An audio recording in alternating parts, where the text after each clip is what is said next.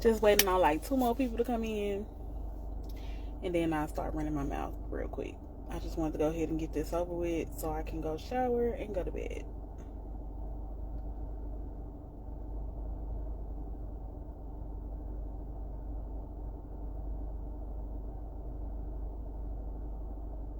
I wish Facebook told you who was watching you.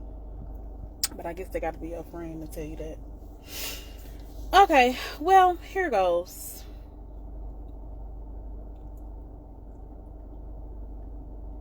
I guess y'all can watch the replay or whatever.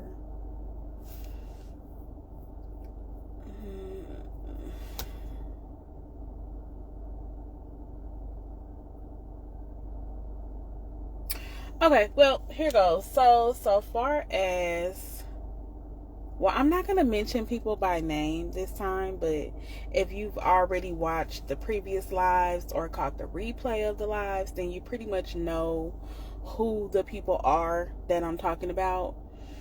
So I ain't going to call them by their name. I'm just say who they are to me.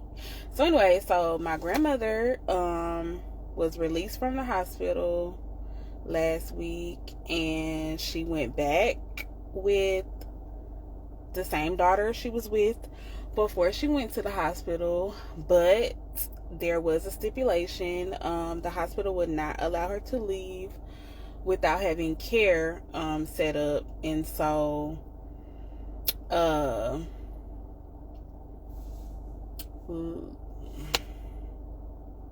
the aunt that I'm close with, she was able to pick the company that the nurse and the occupational therapist were from.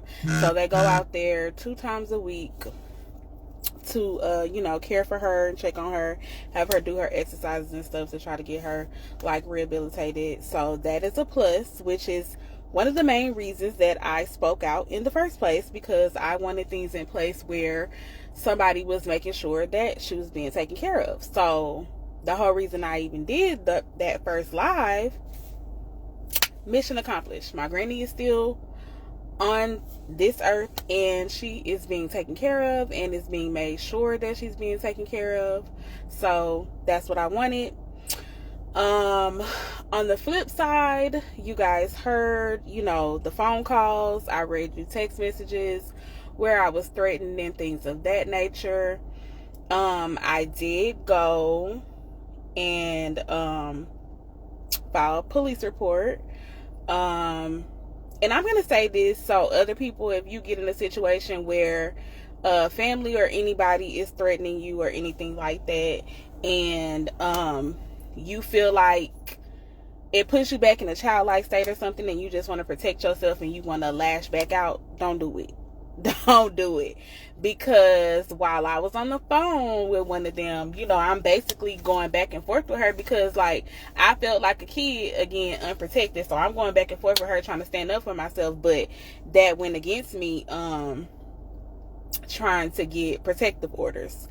And I wanted protective orders in case I needed to do something to defend myself against these people, right? You just want to have all your bases covered. But you can't be sounding like you're inviting the mess in. I'm going to say it like that. And so I found that out, whatever the case may be. Cool. I still filed my police report. I have that paperwork. So still, in the event that I need to protect myself, I'm still covered.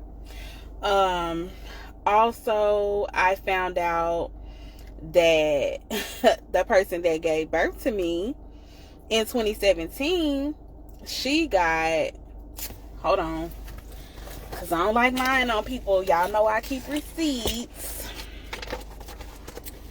And most of this stuff in this book has to do with all this stuff that's been going on with these people that I'm related to, right?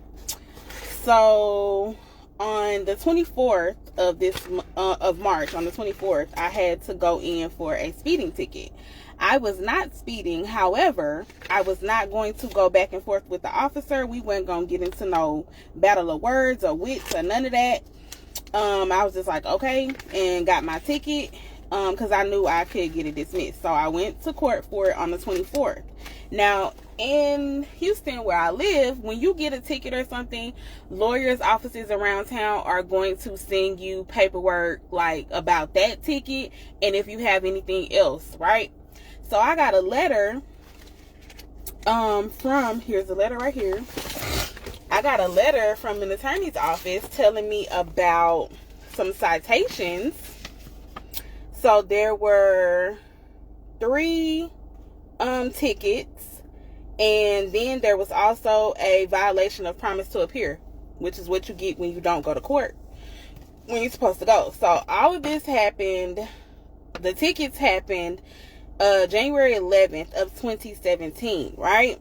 And when the paper came to my house, I'm like, this is not mine. This is not for me. And I'm just like, oh, I'm not going to worry about it. But I didn't throw the paper away. So when I had to go for my speeding ticket that I actually got from the officer, I was like, let me take this with me. And maybe they can tell me, you know, what it's about. You know, what's going on. And originally, I thought that the driver's license number on here didn't have anything to do with me. But on my brother's birthday, I was driving home from dropping him off because we had a whole little thing celebrating his birthday, me, him, and my girls or whatever. So I was driving home, and it's like God just opened up my mind, and the last 4 of these numbers popped in my mind. It's my ID number. I have not used the ID in I don't know when. Matter of fact, I can tell you when because I printed it out so I can have my proof. But so I printed out the email where I last renewed my identification, which is in here. Yeah, it's in here. But anyway, so the person that got these tickets in my name in 2017 was the person who gave birth to me. She used my name and gave them my identification number as her driver's license number. She knew my identification number because she used to do my taxes or whatever. I told y'all that before, right? So, and then that's not the kicker, that she got these tickets in my name and didn't say nothing to me about it. The car that she was driving when she got these tickets was me and my ex's car. So we were letting her borrow our vehicle, and she got pulled over, and she got a speeding ticket, no valid driver's license, failure to establish financial responsibility, which is having no insurance, and then the other violation came with when her didn't show up to court. So when I'm at court for my speeding ticket and I'm asking them about this, and they was like, oh, well, you need to go out downstairs and ask them about here's the little sticky note, ask them about this. And what it says is true identity motion, right? So I went downstairs and I told them what was going on, and they was like, oh ma'am, this is in warrant status. And they were getting ready to call the constable over there to take me to jail. I'm thinking I'm just gonna get some stuff cleared up, and I'm almost about to go to jail. So I start asking questions. I'm quick on my feet, and you know I keep my receipts, right?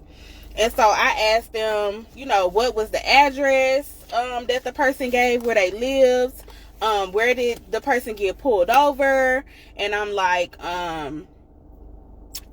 what kind of car was it? And so they told me the car. It was an Equinox. That was the car that me and my ex had at that time, January 2017. And then it happened on East Cross Timbers. Of course, I know where that was, but that day, I don't remember going anywhere. Of course, I know I didn't get no ticket. So what I did was I went to my Google Photos and looked at whatever I had saved in my phone that day. Because I know if I would have got a ticket or something of that nature, I would have took a picture. I would have sent it to my sister Crystal. No pictures. The only thing I had from that day were screenshots of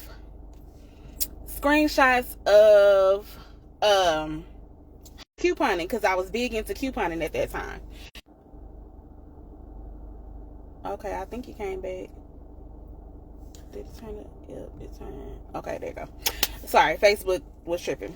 Okay, so anyway, I knew I didn't get any tickets, right? So they told me that. They told me the car. And I was like, what was the address that the person used when they got pulled over? So the address that the person that gave birth to me, the address that my mom used was the address that I had not lived at since 2011, right? Since before my youngest child was born. My youngest child is 12. She was born in 2012. That address was the first apartment that me and her dad moved in together. Nobody else would have that address to be given the police, and I sure wouldn't have given them that address because I hadn't lived there in so long by the time 2017 rolled around. And she knew that address because her ex's mom had actually gotten that apartment for me and my daughter's dad at that time. So she knew the address. She knew all of that.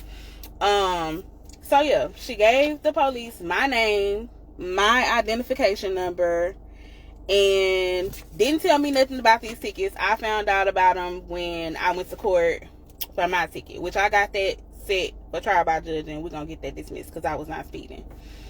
So yeah, they was about to take me to jail, but I was showing them all this evidence, and I printed out my evidence, and then they had me fill out this thing, this true identity thing right here. They had me fill this out. You see, it was filed March 24th, right there.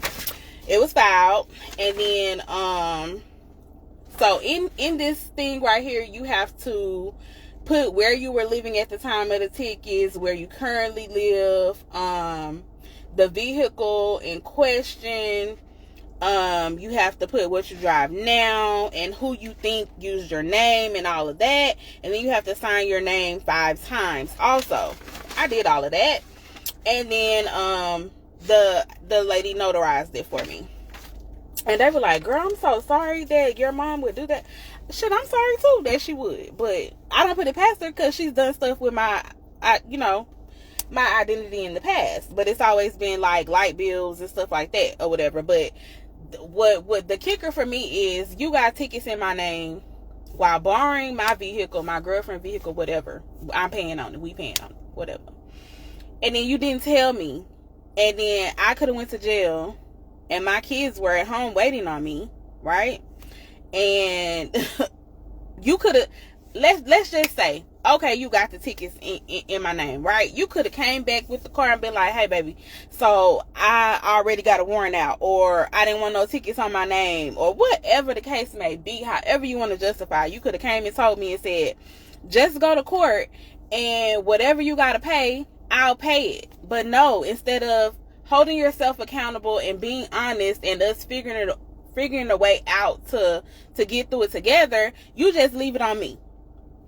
And maybe she thought I never would find out. I don't know. She told my brother that she wasn't even living in Houston at the time. But baby, I got proof of everything. Yeah. So when she had moved back to Houston, she didn't even want me to know that she was living in Houston. But she was actually living on the same street as me. Yeah. But I just don't understand. And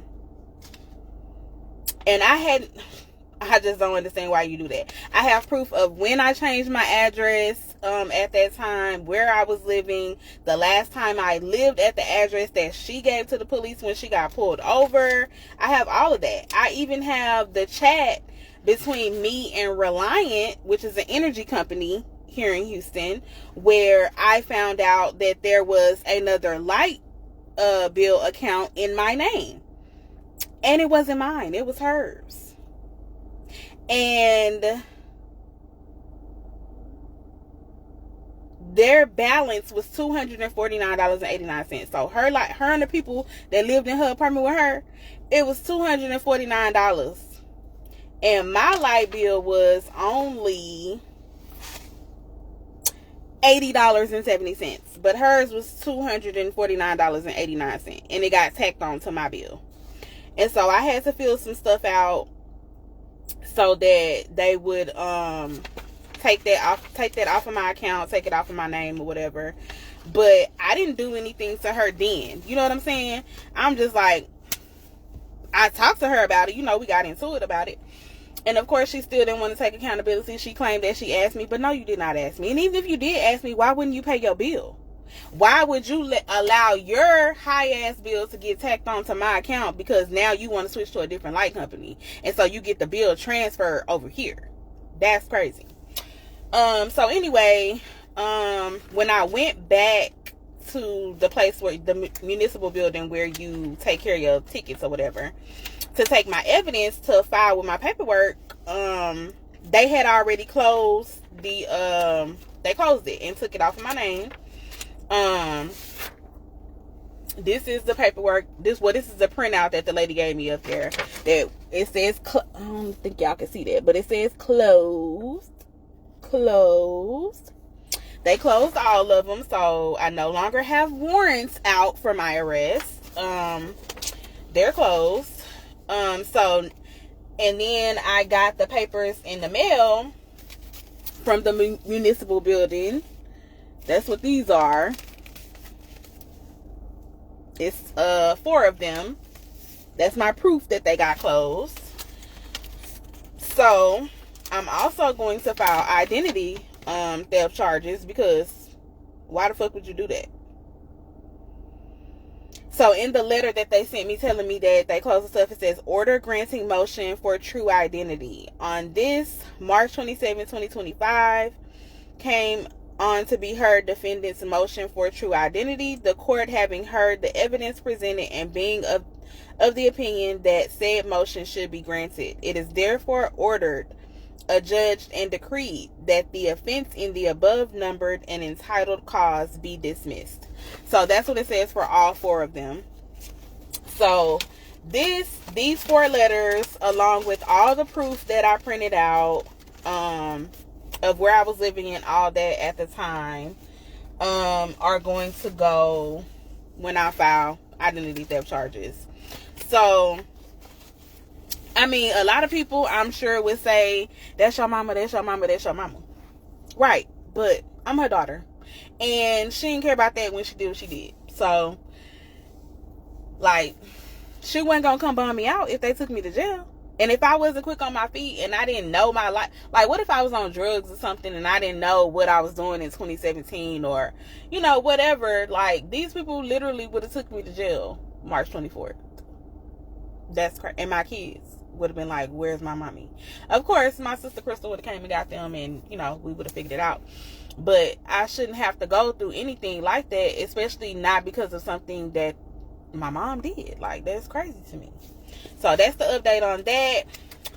The other update is, so I know y'all heard these people talking all crazy to me about what my maternal uncle did to me as a child, and saying that nothing was ever going to happen to him and I need to move on from it, and I'm just trying to get clout, and even if it did happen, I should have did something then, like when I was a child, whatever. So they were all under the impression that the statute of limitations had since passed, but that is not true. So I did go file charges against him as well. So I did that on March 30th. It was not an easy thing for me to do. Especially since the officer that took my report was a man. There were 2 male officers taking my report, and I'm like, why y'all gotta be so big? Like, and they started laughing, and I'm like, you know, not that there's anything wrong with y'all being big, but like, this is not something easy to talk about, and it's 2 big men standing over me, like, while I'm telling them what happened to me as a child. So that was and then the whole lobby was empty. It was just me and these 2 men, and it was not an easy thing to talk about. I had to tell them what he did. I had to go into detail, and it was a lot. Tears, snot, all of that. But he took the report. I did have evidence also that my mom knew about it or whatever. Like, I had the message where she said, that's not what's in here, but it's in the emails that I sent him, where she said, you know, you grown now. leave me the hell alone. When I asked her why she never did nothing. I have the messages and the text messages and the phone calls where the other relatives said nothing was ever going to happen to him and I need to move on and he's moved on and all of that. But I'm like, he probably moving on to more and more victims. There's no telling how many victims he had between me and the two that I know about. Like, and y'all just talking about move on and I'm trying to get clout. Who wants to get clout off of somebody taking your innocence from you? No, that's not me. I'm not that type of person. But that was something that I spoke out about in 2023. And at the time, I didn't know if I could still bring charges against him or whatever. But I have since found out that I could. So I did. Now, what's going to come from that, I don't know. I did feel like it was a heavy thing, especially doing it alone. I did not want to go do that alone. I wanted, somebody to be there with me, but everybody is not going to move at your pace when you are speaking out. Some people may never get there to that point where they want to speak out. It's just, and I don't fault nobody for that. You know what I'm saying? I did feel some type of way just because of how it was communicated to me. And I talked to both of them about that individually. That's that. So, yes, I felt the way doing it alone, but I did it. I'm happy that I did it. I do not regret doing it. And I can't even say I wish I would have done it sooner, because I did it when I had the strength to do it. When I felt strong enough to do it, and I did it. So whatever comes from it is what comes from it. But I'm never going to back down. I'm never going to just let him off the hook like that. I'm not going to do that. That was already done my whole life by people that were supposed to protect me. And they still protecting him. So, hey, y'all pick y'all side. Y'all stay there.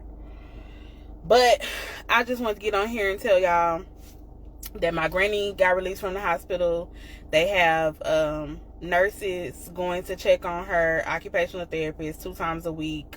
My aunt that I'm close to, she does get reports on her, so we'll know what's what with her. So I'm happy that I spoke out about that as well. I just know that I'm doing what God told me to do, and whoever don't like it, that ain't my business. So, yeah. And y'all see all this. This is evidence over here. Evidence of what my mom did. So, yeah. And then they thought,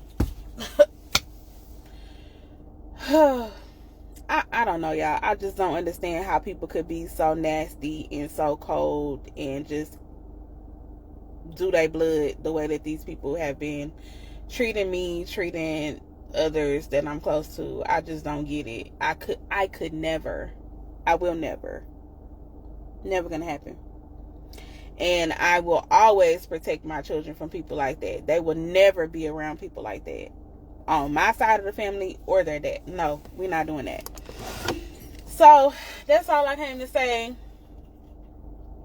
I'm in the car because I just came back from running the errand.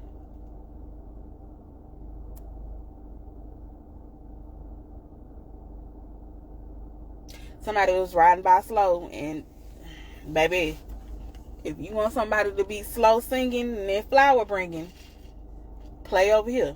But if not, keep on going.